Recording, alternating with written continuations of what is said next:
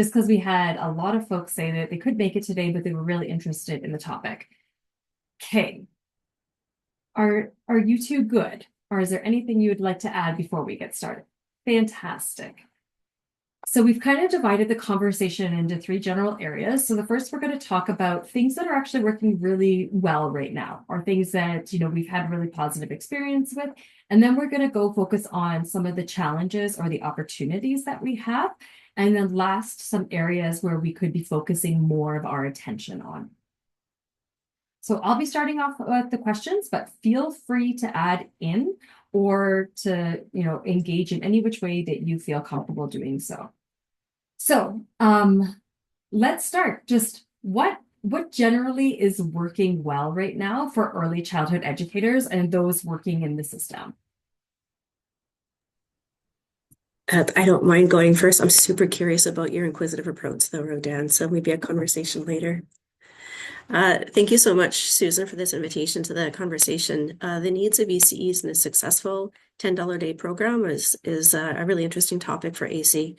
The conversation around a coherent and competent system is really important to us, but it sometimes doesn't always include educators' voices in this. And so a coherent system really isn't unobtainable without well-qualified, well-compensated, well-supported educators. So this conversation is very interesting for us. Thank you. What is working well? Well, since signing the deal in November 2021, I believe that Alberta has seen a net increase of approximately 9,800 new educators employed in facility-based care and family and child care. So right now we think we have about a total of 27,900 educators in Alberta. So that's a pretty significant increase in the last few years. We also saw wage enhancements happening. The government increased funding wage enhancements a couple of years ago. So and wage enhancements allow for extra funding for the educator. We saw wages increase from 50 cents to up to $2 an hour, depending on the certification level. So when I also see on social media right now that educators are like, is that going to happen again?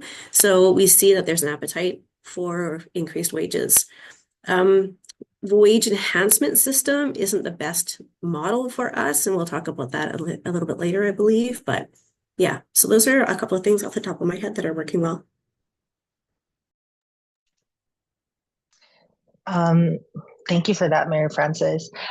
In terms of thinking about that inquisitive approach to things, I think I do want to preface and say that that is more of the idea of not knowing and wanting to know. So that's where I am professionally right now.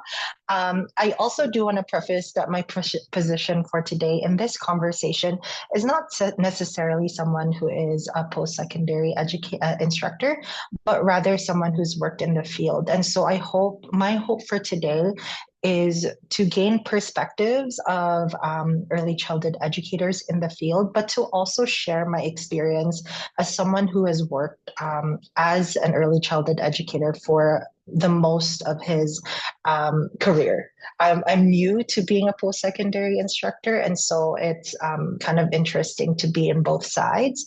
And so as someone who has been in the field for some years now, I do like to say that something that has been working really well is the drive of early childhood educators, specifically in this province, but also within my experience of working alongside other team members who are early childhood educators.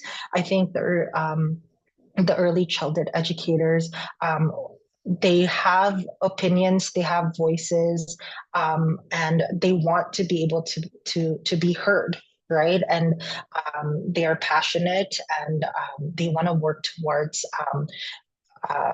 growing in their profession, but also they also want to be someone who has enough resources, who wants to have those resources, and be able to better the environments for children and their care. And so that's something that I've really noticed in the past few years, is that we do have the passion and the drive. And I think educators in the field within the province is really strong for that. And I'm really looking forward to see how the growth of early childhood educators can come together within the next few years, but also for them to be heard, for educators to be heard and seen. I think that those are really important points, and I think the wage piece also supports the drive and enables it so that you do have energy, so you're not having to work a second, a third job on top of it, so that you actually can sustain it. And what you're saying, Mary Frances, made me think of the report that came out of the Center for Future Work in Canada. I could put it in the chat for folks. It's called Powering Growth: Economic Benefits from Canada's $10 per day early learning and childcare program. And it's by Dr. Jim Stanford, who is an economist. And he had some very interesting high-level things just in Canada, but there's been over 40,000 net new jobs been created in the ELCC sector since 2019. So that includes everyone, like people who have left and then people who have joined or come back. That is a substantial, but it is now the 6th largest source of new employment in Canada over this time period. So, the growth that we're seeing in Alberta, we're seeing it everywhere. They also noted that the earnings and hours of work for ELCC workers is also improving, and that on aggregate, the total earnings for ELCC workers is now over $8 billion across Canada. And that they're seeing knock-on effects in the economy of increased spending power from these workers as well. And they're able to go out and support other businesses in their community too, which I think just really speaks to some of the things that you're saying in a bigger context. And I also just want to, in the chat, we have a mention of professional development. So how's that working? Yeah, I want to follow some of the curiosities you had there too, Susan. Just a couple comments on that. There's a coherent and consistent early learning and childcare system, we know that children learn from very early on and always continue to learn. And so if we think about the system as coherent and consistent, that means we're looking at those early years as part of the whole system that we work within. And so there is some research out of the States that shows that there's intergenerational benefits of having a coherent system, not just for the children in care right now, but for the parents who can work.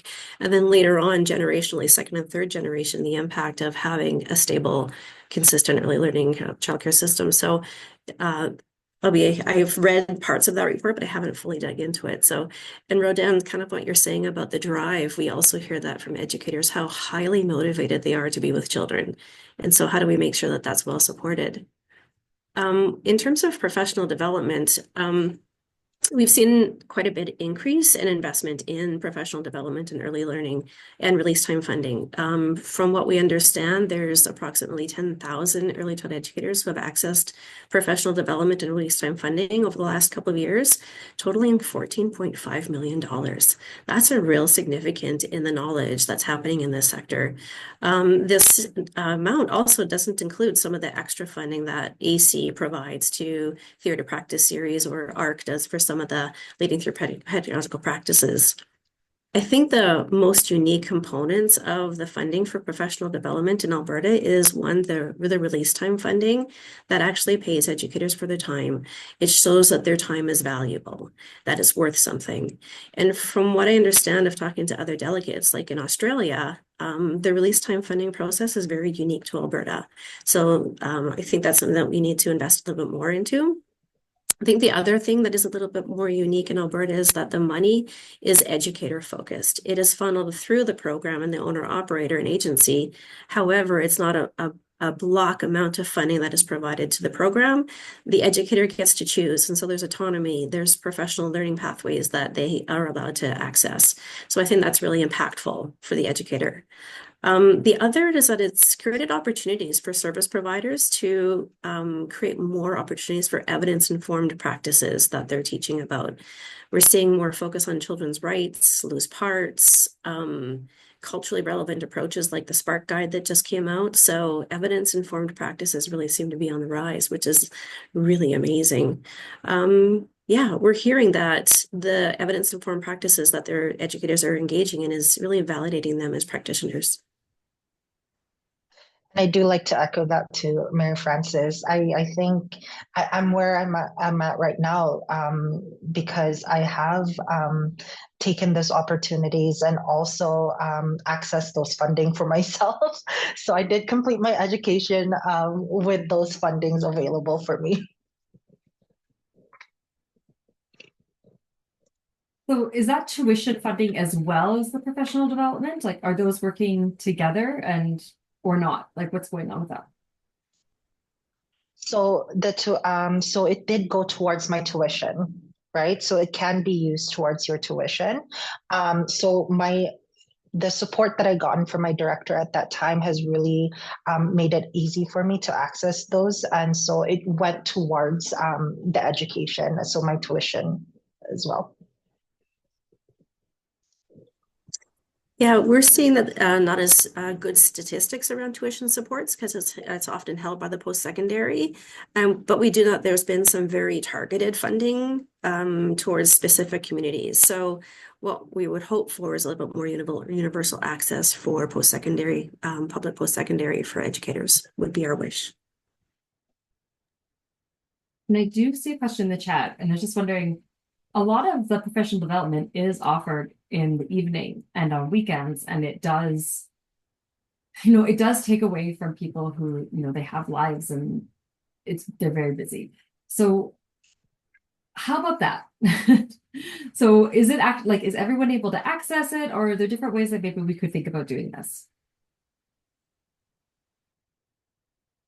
I want to pose that as a question for myself as well.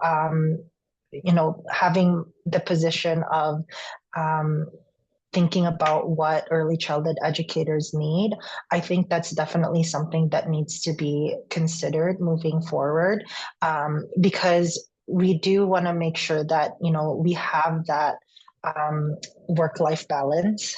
We know that life happens and it's important to have life happen. And so something that I do want, it is a question that I wanted to ask as well, or something that we might have to wonder about, because we are in a system where burnout does tend to happen, and retention continues to continues to be an issue in some cases. So how do we get to a place where educators feel that they could pursue more education and pursue more professional development without having that to interfere with their personal lives, or have it enhance their personal life? How do we get to that place? And so I do come in a place of asking that question as well.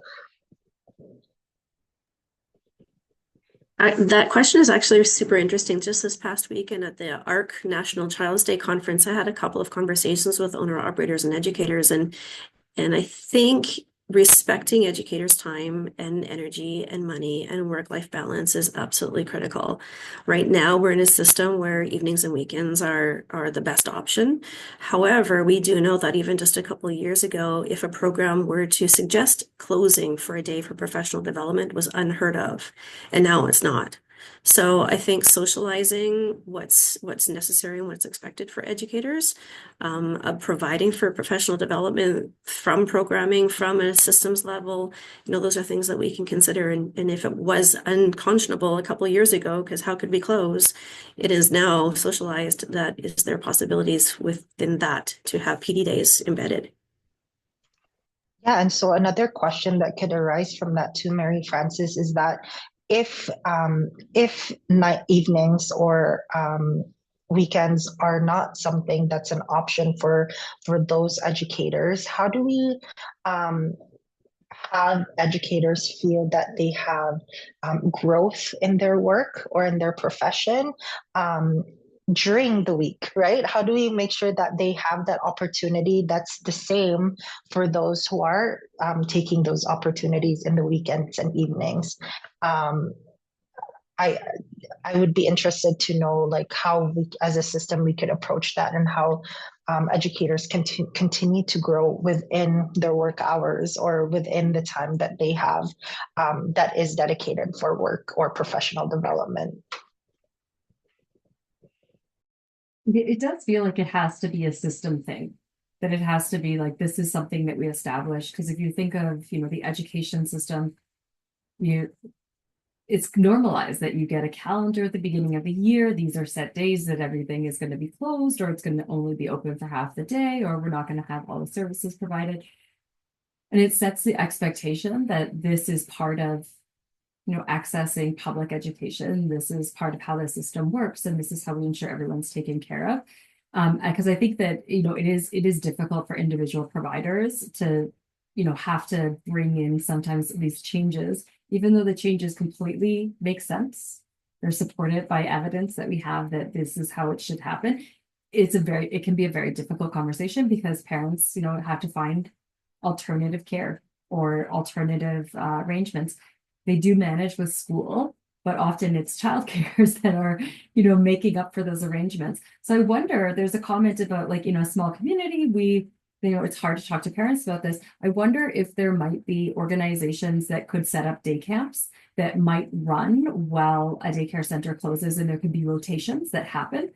But it definitely relies on creating connections and community and getting everyone on board that this is a positive step forward. I don't know if anyone has, yeah, I know they'd have to be accredited and not have everything embedded. I don't know what else we do with it unless we're gonna just tell parents, then you have to stay home. Does it, any ideas though? Just to go back a step there too, Susan, like it's interesting with what you said about having that expectation of professional development in school systems, just because professional development is, they're doing it during their work hours, so that means they're getting paid for those. Whereas if we were to access professional development outside of work hours, that's the cost of your time and the money to get there. And sometimes professional development might be out of your own pocket as well. So there's a discrepancy there because it's in the school system, it's you're getting paid for time and learning, whereas in this system, it's you're learning, but also there is a cost to it in terms of financially or time wise as well. Yeah, really good questions. Like, how do we start to embed this into the system? And I wonder if we start to think of birth to 12, birth to 18 as a coherent system, then, children don't start learning at 5. They're already learning. So why do we have two separate systems? How do we build some consistency into the society so that we are supporting children from birth to 12, birth to 18? And with that, does that mean that educators who are working with children, there's an expectation of professional growth and PD days? And, those are things that I think we need to have to think about and talk about within this $10 a day plan. There's things that are working and there's definite growth possibilities. Yeah, 100%. I think that if we fold it in, that it is part of the workday, it's something that's paid for, it's something that's expected, acknowledged. One of the easiest ways would be to pull the education system down, as other provinces have done, to cover 5-year-olds, 4-year-olds, while supporting, because we know that care for younger children costs more, so it needs to have the financial support.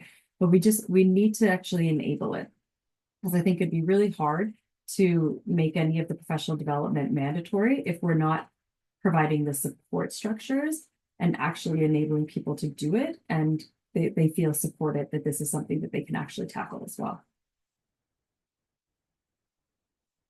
Okay, I'm just going to skip over, cognizant of time, of what are some of the challenges and the opportunities that we currently have going on. Mary Frances, if you want to get us started. Yeah, I think the biggest opportunity right now and challenge would be implementing a wage grid. We do know that research shows that a wage grid could stabilize the workforce. We do know low wages have a direct correlation to duration of employment. We see turnover because of low wages. I had a conversation just recently with an educator and their owner operator about how she feels after a year in the sector, after graduating, wanting to be in the sector very badly. By all accounts, has amazing social emotional coaching capabilities and competencies in the sector, is really amazing with children. And after a year, she's leaving because of compensation. So by all accounts, she could have a 40-year career in this sector, not just affecting the children who are currently in her program, but the coworkers and instructors. She could be an instructor, she could be a pedagogical coach.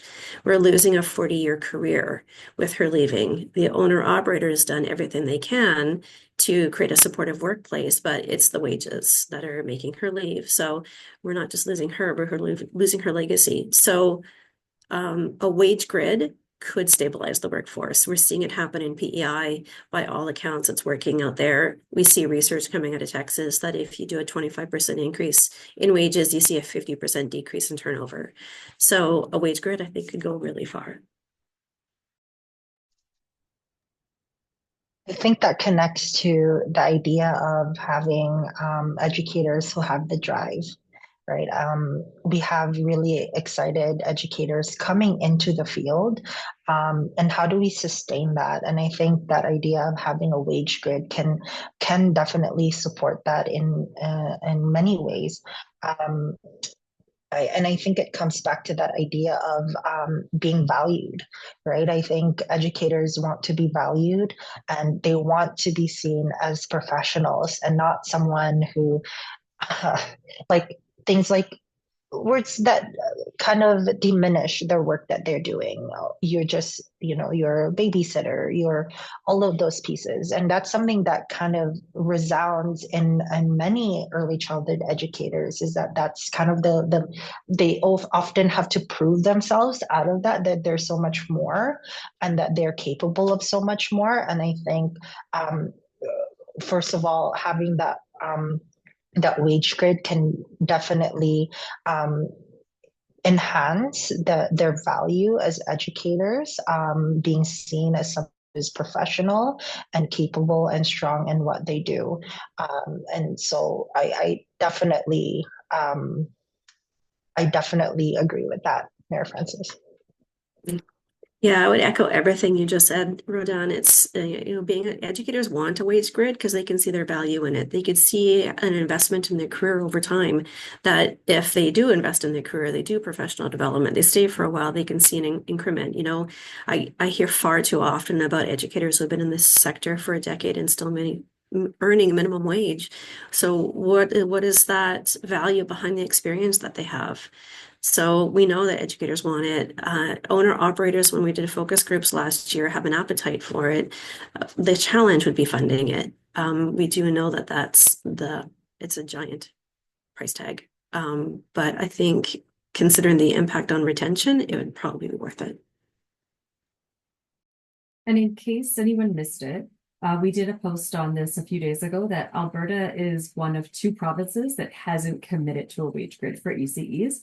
So all the other provinces, except for Alberta and Ontario, they have been able to use the money from either $10 a day or put in their own provincial money to support it, to either get a wage grid in, get it going, have it set up and already, administrating it, or they are now exploring it. And so luckily in Alberta, we actually have that exploration work done. We have, wage grids that we can look at that have research backed behind them and their recommendations. But we need a provincial government who has the will to kind of push this forward. And I don't think we should stop at wage grids either, because the other provinces, like, we're falling behind on this, like, part of the $10 a day system, because other provinces, they've started to introduce retirement savings plans. some provinces have had it for decades actually, where, they will do matching for RSP contributions, or they'll set you up with a pension program. So that all providers, whether they're day homes or centers, preschools, they can all participate in it so that there is some retirement security. And so that's something we push for. And then also a health and dental plan. And so other provinces have already started to administer health and dental plans where they are working with, health and dental providers, insurance companies to create plans that they can get the entire sector into, whether you're an owner operator or whether you're an ECE, because it is all of these things, packaged together. And I've talked to, ECEs that essentially say, I can't afford to stay in the sector. Like I can't afford, or like I depend on my partner's health and dental because otherwise we just wouldn't have anything together. And I think that needs to stop. Like being an ECE job, the job itself needs to be enough for people. Yeah, and that also, unfortunately, within the system that we are in right now, to Susan and Mayor Francis and everyone who's here, is that there's discrepancy too in the system. We have, educators who are paid a certain way, and then in other communities they're paid a certain way, which is lower. Or there's definitely a difference between high income communities and low income communities, and how you're getting paid in those communities as well. And so there's a huge discrepancy, and I would suggest that it's almost inequality too, and within the system that we are in right now. And I find that if we do have that wage grid, or push for that wage grid, we that lessens the discrepancy and the value and worth of not only the educators within those communities, but also the children and families. I love that, Rodan. You're absolutely right. The equity and diversity piece of it, it's typically a vulnerable, precarious employment that often educators are finding themselves in. And so would this create some stability? Would they be able to be assured that what they're earning is what they're earning? And the other piece of this is if they move from center to center looking for better or good working conditions, that they're guaranteed that income goes with them, that they don't have to start all over again. So I think there's so many components to a wage grid that would just have so many beautiful unintended outcomes of positive, that it's, yeah, and benefits and pensions are a whole other conversation that is definitely something we need to talk about. So I'm just wondering if a wage grid comes in, like how can we set people up with it? Because I wouldn't want everyone to start, at one area. So is there a way that we could do something that acknowledges, the certificates, the formal education that they may have, the formal PD they might have, but also the years of service, like something around competency?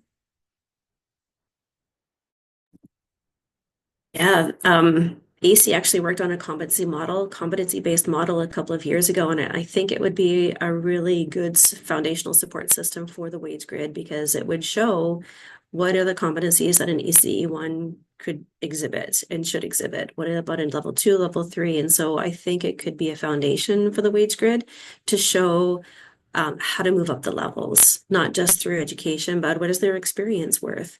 I think it could go far to create a foundation for the wage grid. To the wage grid, we're actually in partnership with Matart Foundation going to be digging back into the wage grid that we created a couple of years ago, updating the numbers, making sure they're more current, and looking at what's happening in other provinces to make it more current.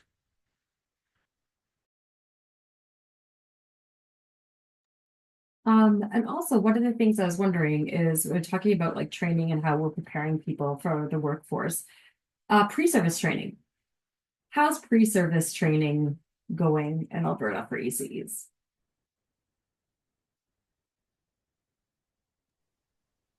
Do you want me to go first, Rodan?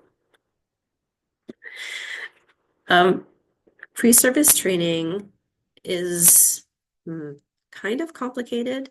I think ECE stance would be we would prefer that pre-service training happened in pre-service, that educators were learning the competencies they required to work with complex pedagogical decisions on a daily basis happen before they enter the sector.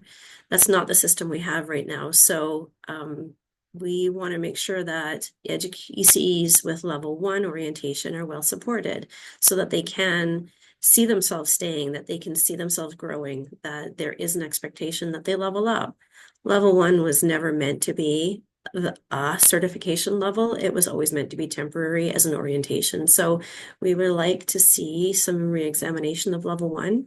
It's been a good entry point into the sector, but I think it's also created some unintended consequences for owner-operators, program directors, where they're having to do that pre-service training on site. And is that fair to them? And is it affecting burnout? Is that affecting turnover? So I think looking at pre-service training and making that a little bit more coherent and consistent would be a good idea. The current public post-secondary institutions are doing a great job. And so is that where we need to put our focus?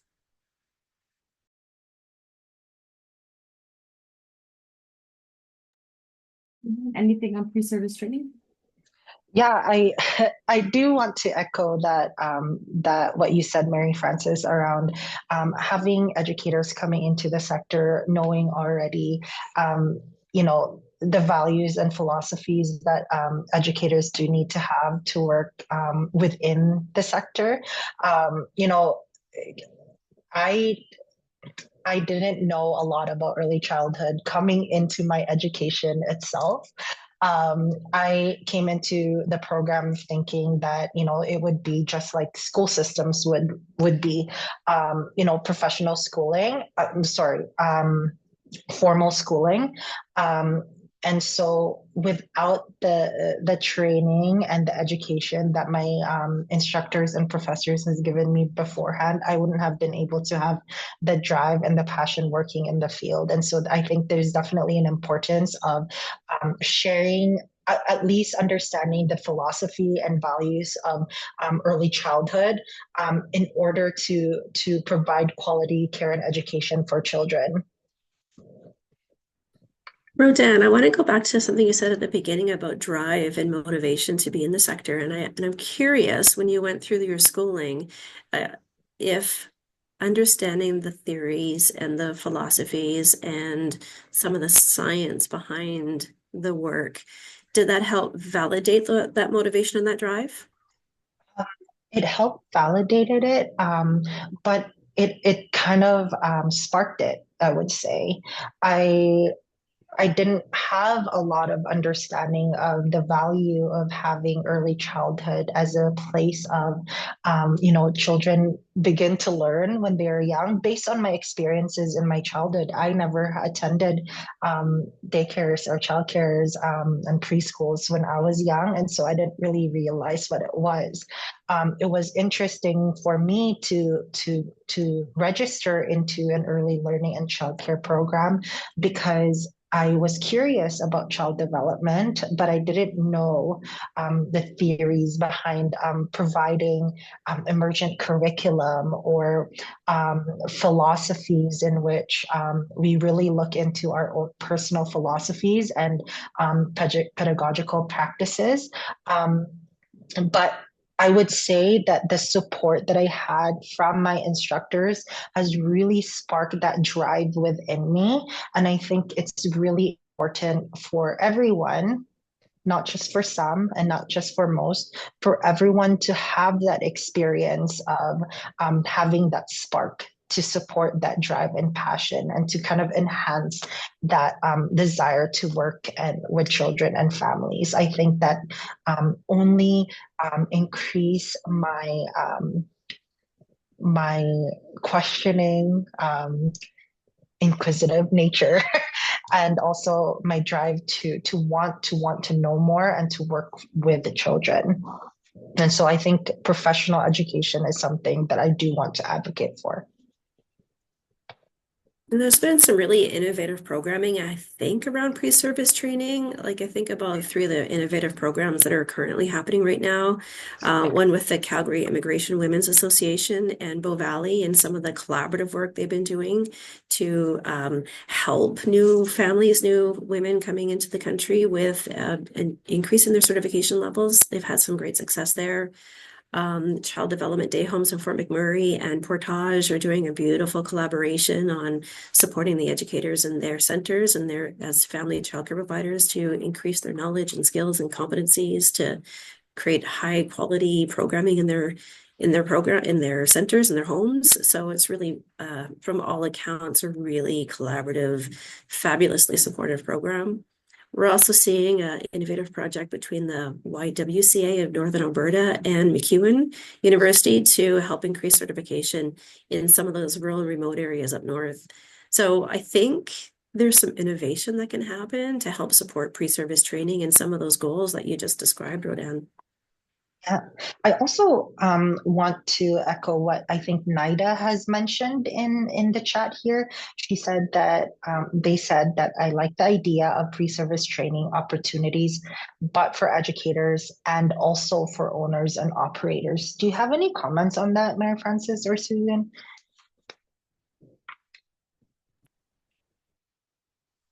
I think it would be a very interesting research topic. What are the impacts of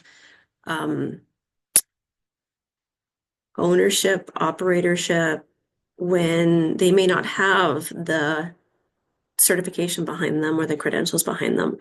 I'm curious. I think that would be really interesting research to do on what is the impact on accepting pedagogical decisions that are happening on the floor. Um, we don't have any good information on that, Rodan, but it is a definite curiosity. It makes me think of like other sectors and just, my professional uh, field that I work in of human resources, is that if you don't understand why certain decisions are being made, especially by your workforce, it can be hard to support that, whether providing time or money or energy to it. And so if you're lacking the understanding of, how children develop, what's the best ways of developing, it can be hard to translate that, especially when one of your biggest concerns is making sure it is functioning well, especially from a financial perspective. And so you can see that it would be very desirable to actually have that understanding as a business owner or someone that's operating it, even if it's a nonprofit, either way, because you have to make all these decisions that are going to come out in terms of quality, in terms of like how your staff is like feeling appreciated or not. And you also make all the staffing decisions. And we know that staffing and certifications, they have very close, correlation with the quality of care that's being provided.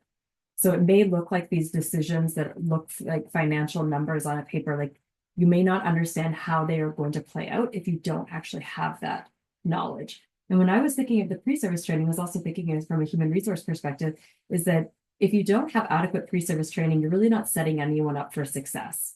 So people may come into the field and feel incredibly passionate and excited about it, but if we're not preparing them enough for the realities of what it's like here, they're not going to have a positive experience, and we increase their chances of leaving. And it may not necessarily be because of anything that is wrong with them or anything that's wrong with the childcare facility. It's just that we didn't actually prepare someone for success, and we've let down both parties at this point. And so I think we need to also think about it that way, that if we're having high turnover, then it's not just a recruitment and retention issue, it is also a training issue. Because I'm sure all of you, like everyone on this call, can think of, a first job or starting a new job, of just how stressful it is already. But then imagine that you get very little training, or your training that you got isn't really applicable for what you're needing to do in that moment. And then you have to rely on your coworkers a lot of times. And that's not necessarily like, no one's excited at that point for the job that they're looking at. So I think there's a lot of things that we could do for recruitment, retention, even if we have low barriers for entry, which can be really positive for certain folks in certain sectors. We can do that if we actually have a path for people. Rodan, did you want to come in? Yeah, there's that idea of theory to practice, right? I've learned a lot about challenging behaviors and how to guide children's behaviors in my schooling, but I had that back pocket tool, but it was different coming into the floor and actually taking on those the strategies for challenging behaviors and guiding children's behaviors. But if I was already on the floor and I didn't have that theory part of it, it would have been a different story. And I think being on the floor, there is going to be growth, but it is it's a combination of both to build that competency, being on the floor. Yeah, I would support that too, Rodan, because it's the theory, understanding some of the science behind it and the philosophies, but it's also the practice and it's also the mentorship that you're getting. Like what happens on the floor when you are making those challenging decisions, that you are well supported to make good pedagogical decisions. I think it's the mentorship and guidance that is also provided in the center that needs to be looked at. Sometimes we hear that mentorship onboarding training could be as simple as here's your room, here's the policy manual, don't get in trouble with licensing, to very fulsome, very robust onboarding programs and mentorship programs embedded in some of the agencies, facility-based and family childcare programs that we're seeing. So, if we're looking at consistency, then we need to look at what's actually happening in the sector, who is doing best practices, and how do we maybe leverage that and make that, a little bit more available across the board. And just switching gears, comments about, integrated childcare, maybe some inclusive practices. How is that working? Is that working? Is it not working? Opportunities maybe to improve things? Well, I think ICC, inclusive childcare providers, could speak in much more detail about this. However, what we are hearing is there's a few difficulties with the ICC system. One is we're hearing about informal and formal exclusion practices. For example, I was talking to a parent just a little while ago who, after 20 minutes of crying in her car, called me up and said, I'm just left my daycare. I'm hoping to enroll my child. They're not taking my child's dietary allergies seriously, and I don't feel safe. I don't feel my child is safe. So, I kind of wonder, like, what's happening in the sector for formal and informal exclusion practices. We also hear about two sets of wait lists, one formal and informal. We're hearing about it, children being expelled for just basic toddler behavior sometimes. So, and also we're also hearing that if parents need to be responsible for the funding through FSCD, that you're putting stress on a family that's already stressed. So when we're looking at typically mothers doing a patchwork of caregiving, having to prove over and over again to whatever center they're involved in that their child needs the extra supports, it's puts extra stresses on the system. So I think the ICC could be looked at to make it a little more integrated. I definitely agree, Mary Frances. I'm, working in the field for a while, having that relationship with children and families, the hardships and the difficulties that the families and the children are going through. And it it definitely, you can see it as a reflection of how a room of children, how their experiences are within the room. It can become challenging as well. And so I think there also needs to be kind of an improvement onto how funding is given or approved. I think there's observation that occurs, but sometimes those single observations can tell a completely different story from what is actually happening on a daily basis. I don't know, I don't have a solution in mind, but just a commentary on how difficult it can be without having appropriate supports in the room. And sometimes appropriate supports aren't given or provided, whether that would be because an observation would happen and say, oh, it's actually okay in this room when it is actually not. Or or an idea of like, as the observer, as the professional who's giving you support, you don't actually need that, but that kind of diminishes the opinion and the professional opinion of educators in the room. I think educators in the room need to be heard and given an opportunity to voice out the actual challenges that they're facing rather than have somebody tell them that, this is the problem you're facing and this is how we're going to fix it, rather than them being heard about the challenges they're facing. Yeah, I would also add to that educator preparedness to work with diverse groups of children needs to be in place, as well as the educator voices, because they probably have a really good instinct, but making sure they're well prepared.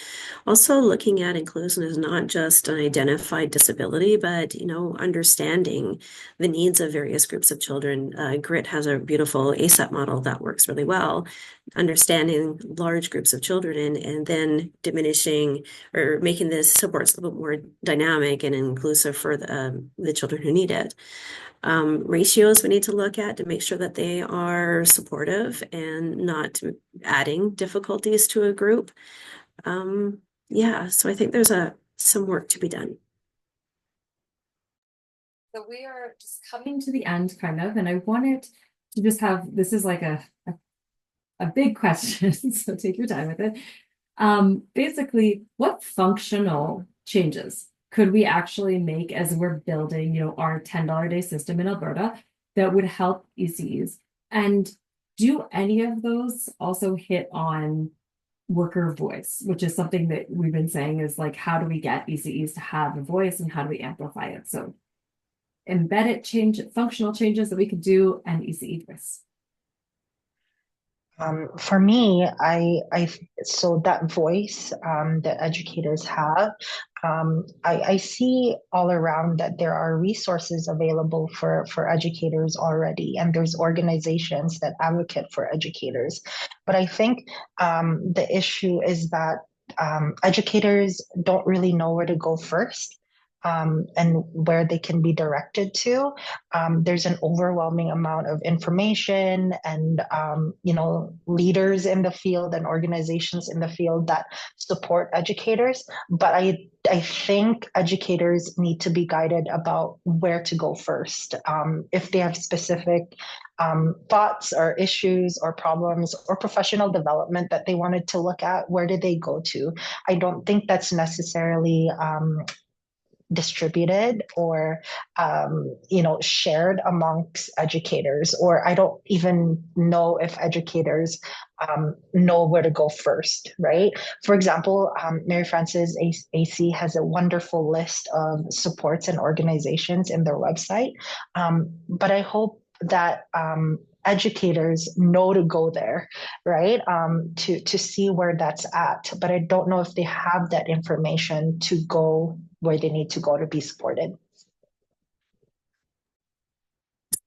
Yeah, excellent points, Rodan. It's a complicated system, and I think even people in the know don't necessarily know where to go sometimes, right? Because it is so complex. And so would a coherent, consistent system work and help with that complexity?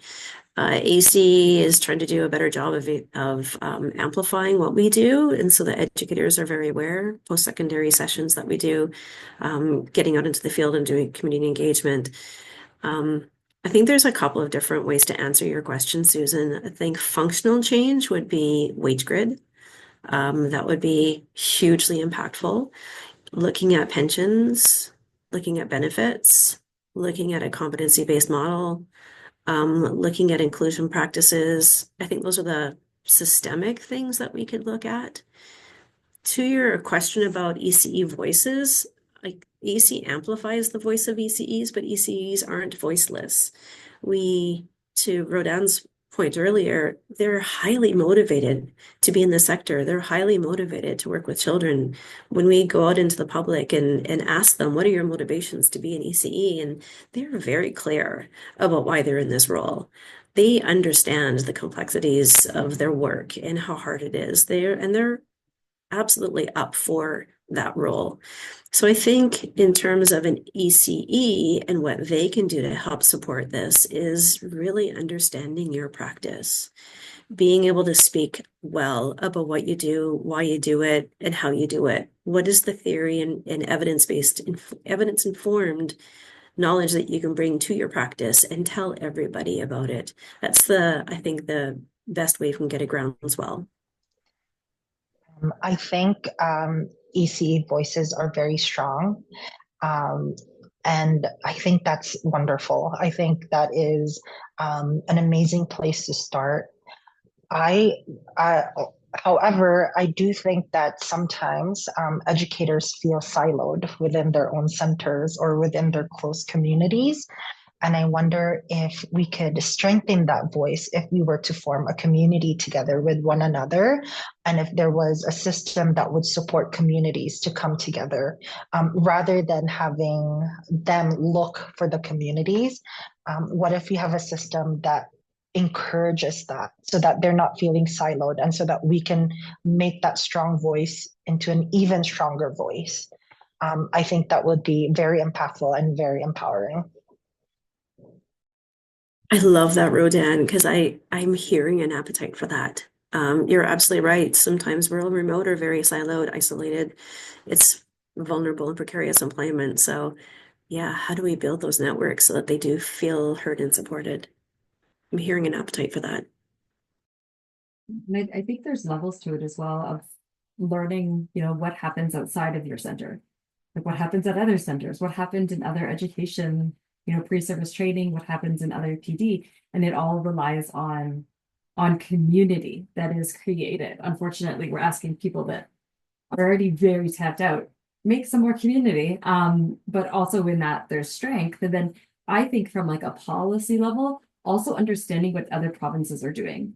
Because I think that's that can be a big hurdle is that you only know what you know. And sometimes it's only what you have experienced. And so learning about some of the other systems, learning that $10 a day as a program, it's technically different in each province and territory. They have different flavors, different styles.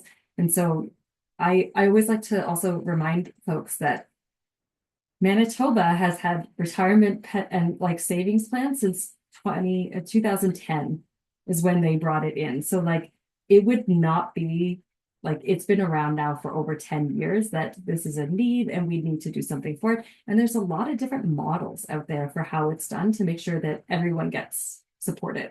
And we're just seeing a rapid expansion of it under $10 a day. But we have to be able to see that because it's not happening here. So it can be hard to imagine what we don't experience or like that things can be different or we can turn it around and we can change things. So I think there's also, going up from there and then even like going and looking at other childcare systems that aren't in Canada and just learning about the potential that can happen when you approach ideas from a different perspective and things like that. Like there's layers that we can do, but we could start from just the first of let's create community and find out what's happening across the sector and not necessarily just individually. With that, though, we are wrapping it up.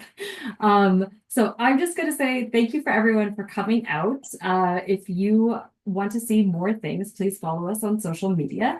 That's where we post most of our things. We will be posting this session as well. So if you missed it or you want to send it to folks, feel free to do that. It'll be on our social. Our next community event is going to be on Wednesday, December 11th at noon hour. And the title for that is Building Not-for-Profit Childcare Centers, the Role of Cooperatives in Supporting Alberta's Municipalities and School Boards. This is a joint session with us, an organization called Cooperatives First, and the Edmonton Council for Early Learning and Care. And the webinar will cover how municipalities and school boards can support and guide the creation of childcare without directly managing the daily operations. So it is very much geared to folks that are in municipal government as well as school boards, but it is of interest also to just other people, especially if there's, areas where are underserved for childcare. This could be a fantastic one to come to.